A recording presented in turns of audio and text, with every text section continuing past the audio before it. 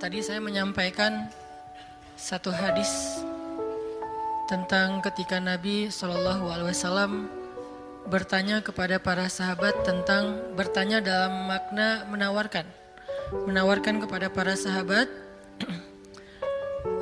ala ukhbirukum, dalam riwayat yang lain ala unabbiukum bi khairi a'malikum, maukah kalian aku sampaikan, aku kasih tahu amal yang paling baik yang bisa kalian lakukan, amal yang paling baik.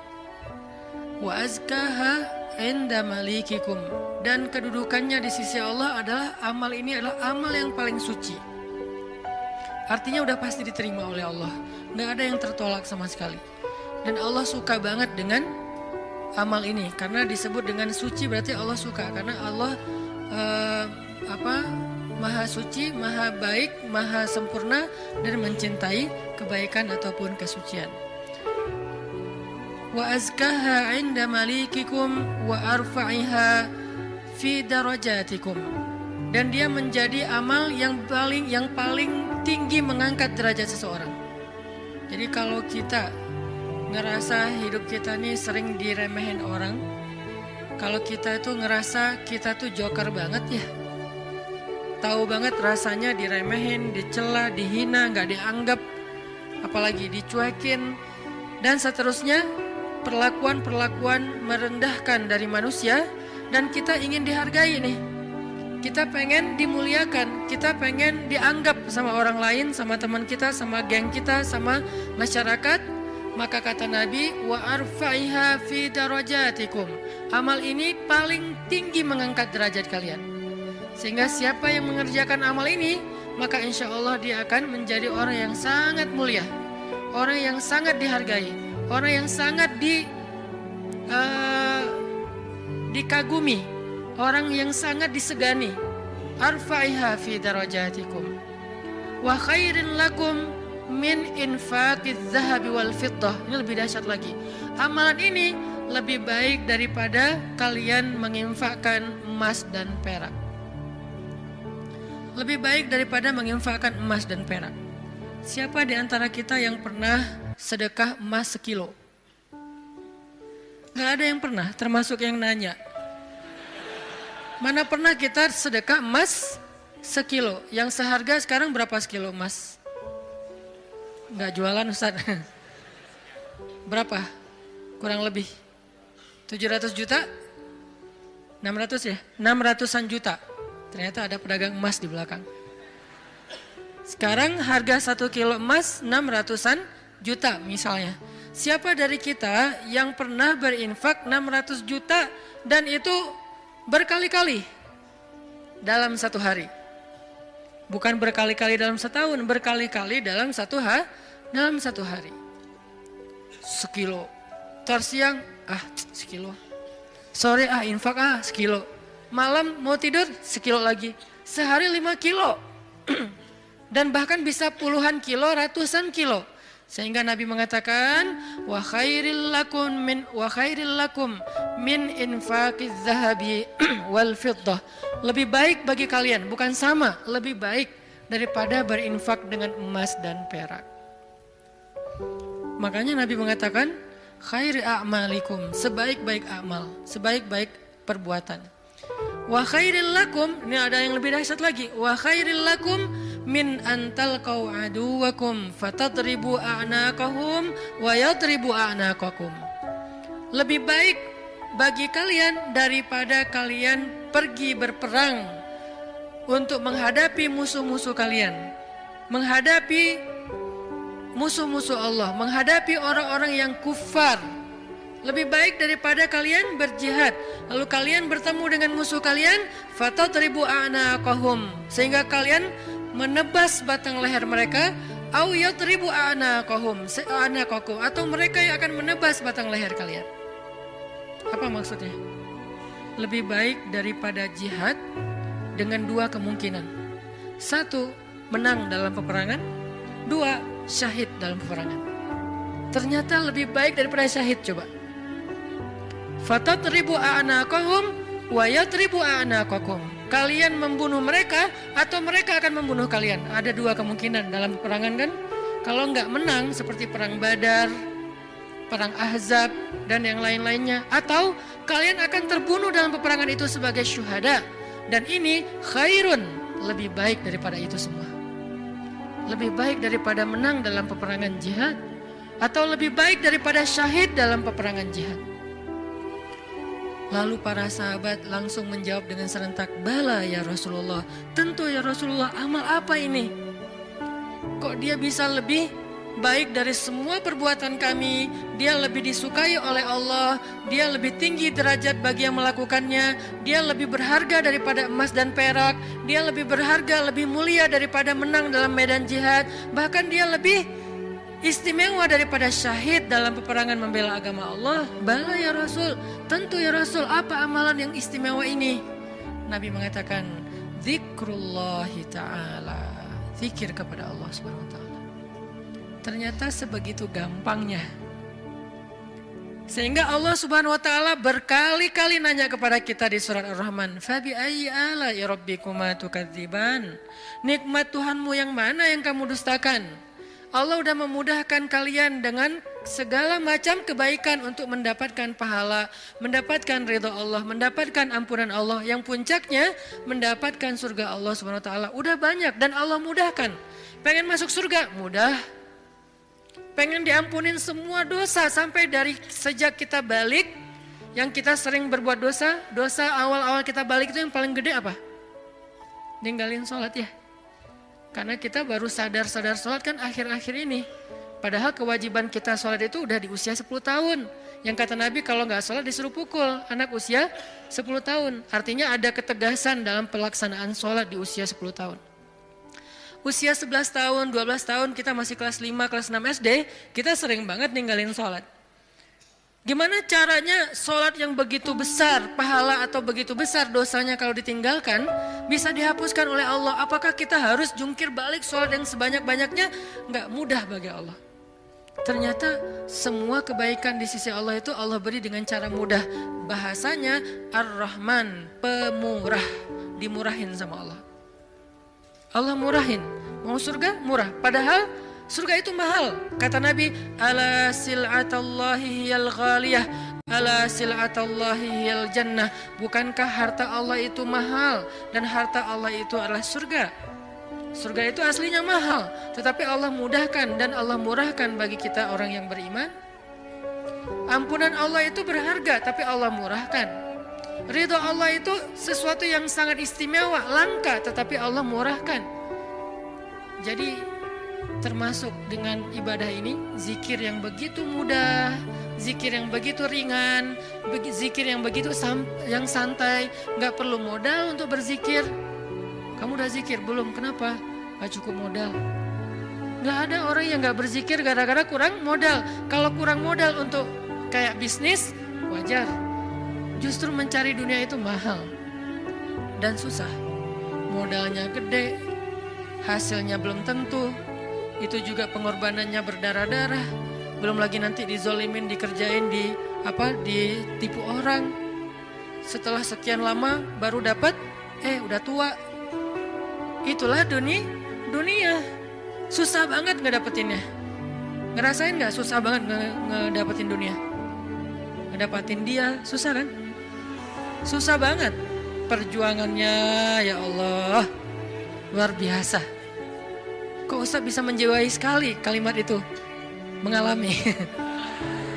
Itulah dunia. Sedangkan apa yang Allah tawarkan di akhirat itu ringan. Tetapi kita, mungkin itulah kelemahan saya dan kita semua, bahwa memang kita lebih memilih yang susah, udah gitu berkeluh kesah, meninggalkan yang mudah dan mendustakan nikmat Allah. Kita pilih yang susah, pas udah capek berkeluh kesah. Ya Allah, kita nuduh Allah macam-macam. Padahal Allah udah ngasih yang paling mudah, tapi kita abaikan dan kita kufur kepada nikmat Allah. Jadi teman-teman yang dirahmati Allah, Nabi sendiri yang menawarkan kepada kita sekarang dalam hadis riwayat Hakim Tirmidzi dengan derajat yang sahih tadi. Ala unabbiukum ya syabab Bandung, maukah kalian aku berikan sebuah amalan wahai pemuda-pemuda Bandung? Apa itu? Amalan yang khairul lakum min infaqiz zahab, yang lebih baik daripada menginfakkan emas, lebih baik daripada mati syahid, walaupun syahid juga tetap mulia, lebih baik daripada menang dalam peperangan. Tentu kita akan menjawab seandainya kita ketemu dengan Nabi, bala ya Rasulullah, tentu ya Rasul, apa amal itu apa?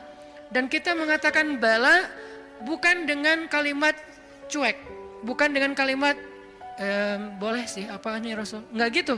Kita ngomongnya itu bala dalam bahasa Arab sesuatu yang kayak antusias banget. Kalau mereka nggak antusias, mereka nggak akan bilang bala. Mereka bilang bala ya Rasulullah, artinya antusias. Sehingga kita menjiwai hadis ini, walaupun kalimat hadis ini nggak terlalu panjang, cuma satu kalimat pendek yang kalau dibaca kurang dari 5 menit selesai. Tapi menjiwainya, memahaminya itu butuh waktu sampai kita bisa benar-benar senang dengan nasihat dari Nabi ini. Bukankah banyak orang cari nasihat jauh-jauh ya? Sekarang yang ngasih nasihat Nabi langsung.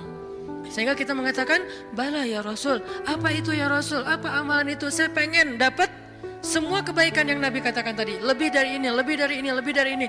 Dan Allah sangat suka dengan amal itu. Otomatis Allah suka dengan orang yang beramalnya. Zikrullah kata Nabi, mengingat Allah, berzikir kepada Allah. Makanya itulah kenapa Allah Subhanahu wa taala berfirman di surat Al-Ahzab yang tadi kita baca.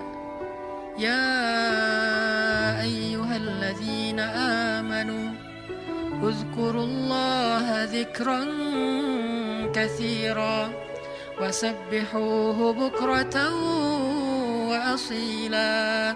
Wahai orang yang beriman, ingatlah Allah, berzikirlah kepada Allah dengan zikir yang sebanyak-banyaknya.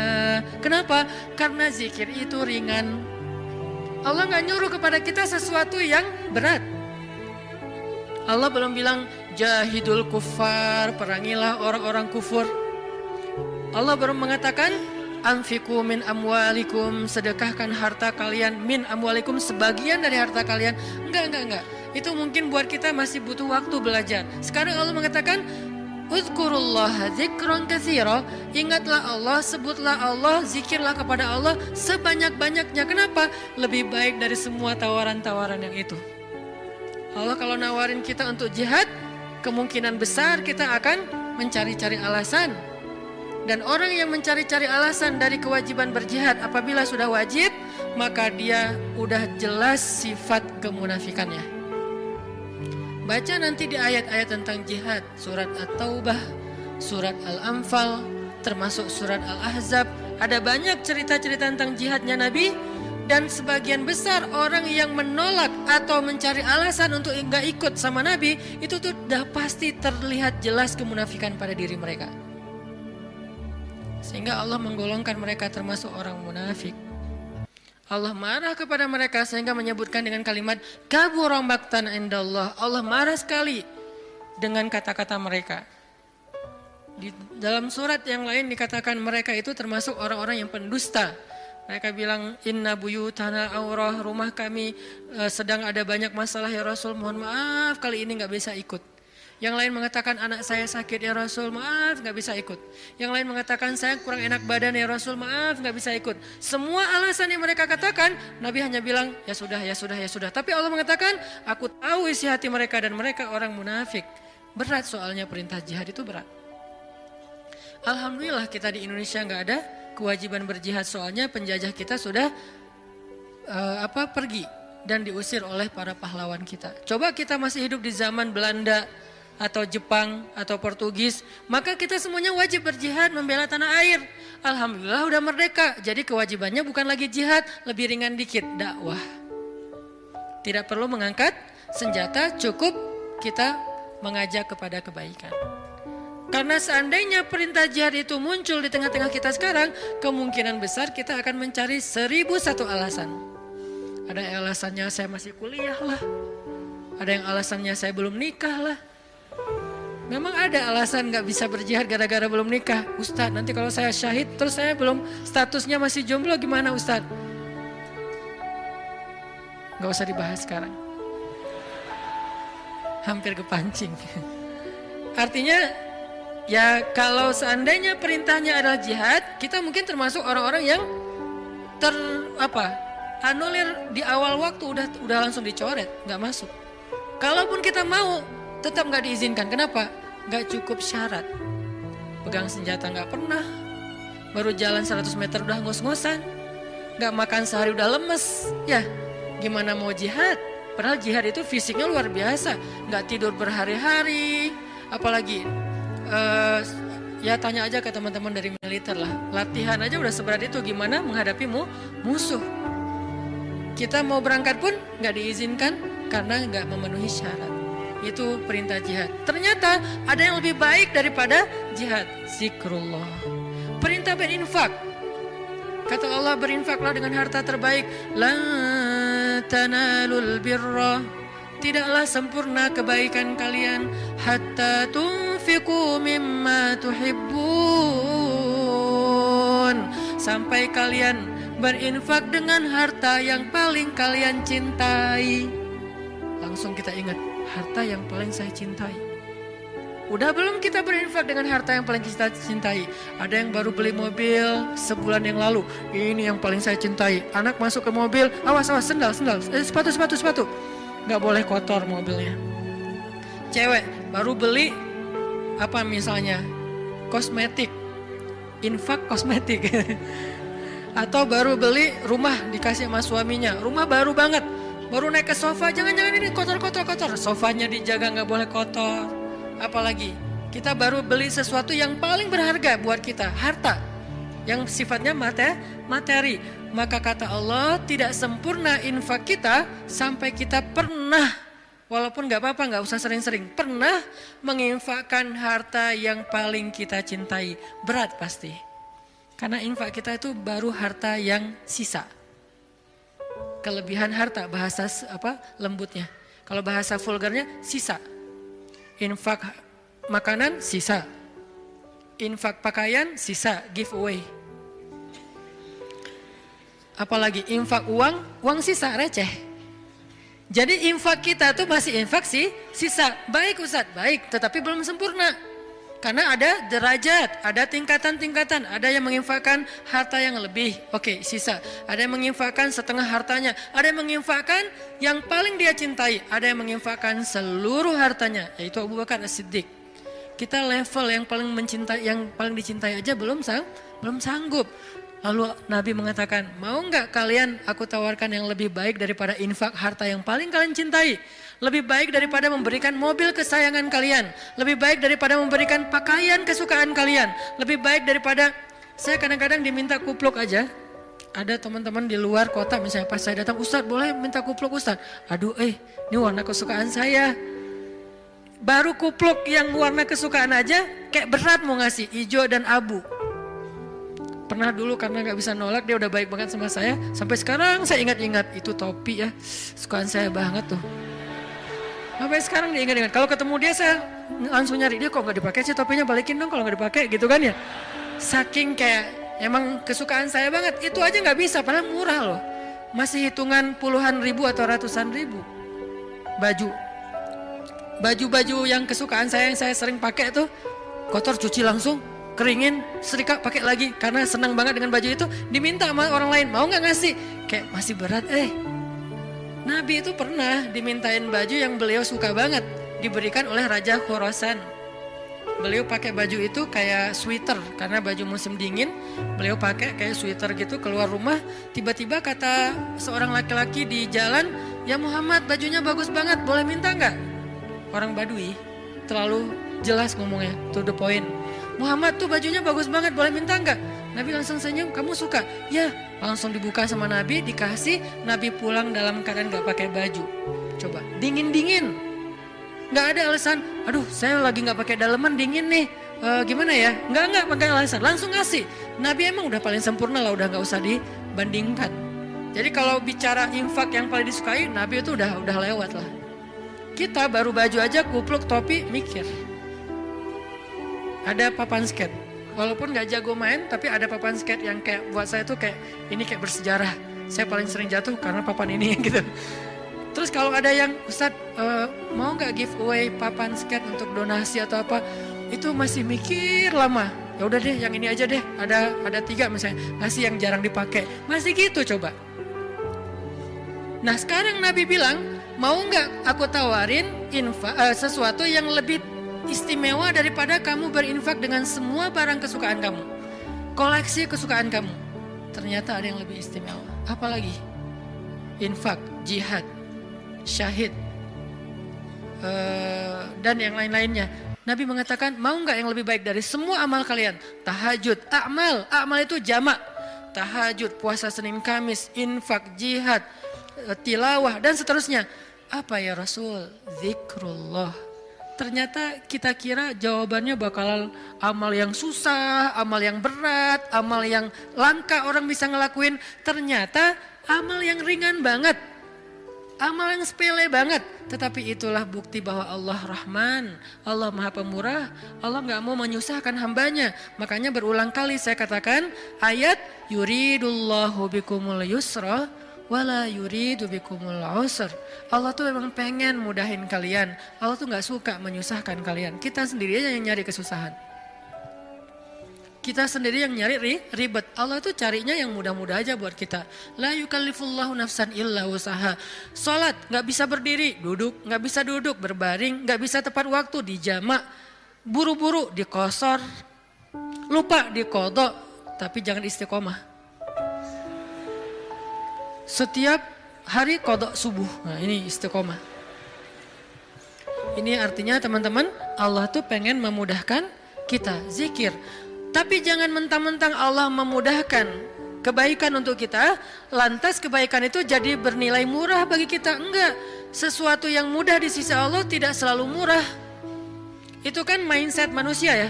Yang mudah itu jadi murah kan. Yang susah itu jadi berharga mahal, yang langka makin mahal, makin langka makin mahal. Allah nggak kayak gitu. Matematika Allah bukan makin langka makin mahal. Justru makin dekat kepada Allah, walaupun itu mudah, maka itu makin mahal. Sekedar mengatakan Masya Allah, itu tuh mahal banget. Sekedar mengatakan Bismillah, itu tuh mahal banget. Tapi mudah Ustadz, semua orang bisa lakuin. Nggak apa-apa, karena ketika dia melakukan itu nggak akan mengurangi hak kita. Itulah bedanya dunia dengan akhirat. Dunia kalau orang dapat, bagian kita berkurang. Akhirat orang dapat, bagian kita sama sekali tidak terganggu. Malah kalau orang dapatnya lewat kita, bagian kita bertambah. Kalau dunia susah hitung-hitungan kayak gini. Karena memang kecil, direbutin rame-rame. Akhirat itu besar, direbutin sedikitan. Kata ulama, dunia itu nikmat yang sedikit, direbutin rame-rame. Akhirat nikmat yang banyak, direbutin sedikitan. Sehingga tidak akan pernah berkurang, apalagi menjadi persaingan yang tidak sehat. Zikrullah. Sehingga Allah mengatakan uzkurullaha zikran katsira. Ingatlah Allah sebanyak-banyaknya. Itu poin pertama teman-teman.